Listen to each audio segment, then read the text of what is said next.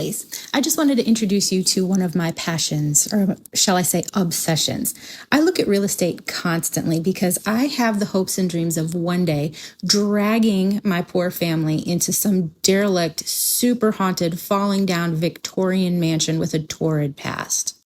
And because I'm on Zillow or Old House Dreams or whatever those websites may be, occasionally I run across these stigmatized properties. And I figure maybe because they interest me, they might interest you. So let's take a tour of this property in South Carolina.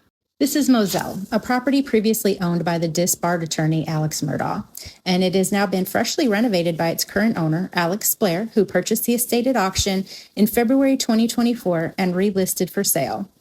The 48.2-acre estate is located at 4147 Moselle Road and was the site of the infamous 2021 double homicide of Murdaugh's wife and youngest son, a case that drew national attention and led to his conviction in 2023. Moselle is located in Islandton in Colleton County and was put back on the market September 8th for $2.2 million, which is about a $500,000 price reduction from its prior listing cost of $2.75 million.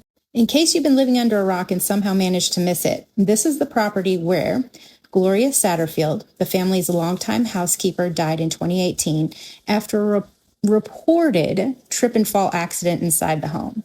Her death went largely unquestioned for years and was later re-examined due to inconsistencies and the broader criminal investigations surrounding the family. This is also the home where Maggie and Paul Murdaugh were shot and killed on the estate near the dog kennels on June 7th of 2021. Their murders soon became national news. Alex Murdaugh, husband of Maggie and father of Paul, was later convicted in 2023 of murdering both his wife and son and is now serving 2 consecutive life sentences in the South Carolina Department of Corrections.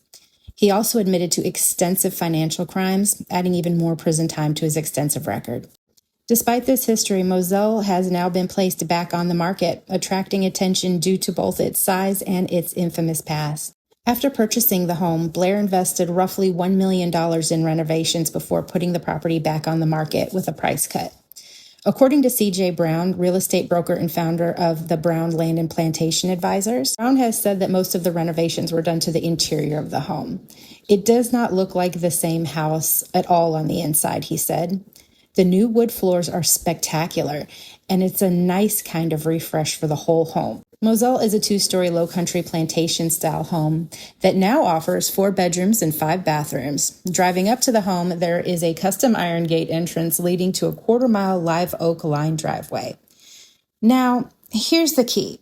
Under South Carolina Code 27-50-90, sellers do not have to disclose that a death, including a murder, has occurred on the scene. State law treats these events as psychological stigmas, not material defects. So sellers, in theory, should answer honestly if asked, but they don't have to volunteer any information. So I want to ask you, would you want to know this information if you were deciding whether or not to buy this property?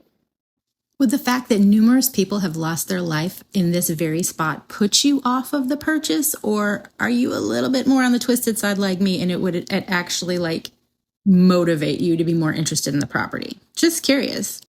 Now, as far as haunting goes, I haven't been able to find any information that there have been any reported, but it also doesn't appear that anybody has substantially lived in the property since the murders. So could be. If one of you ends up buying it, let us know.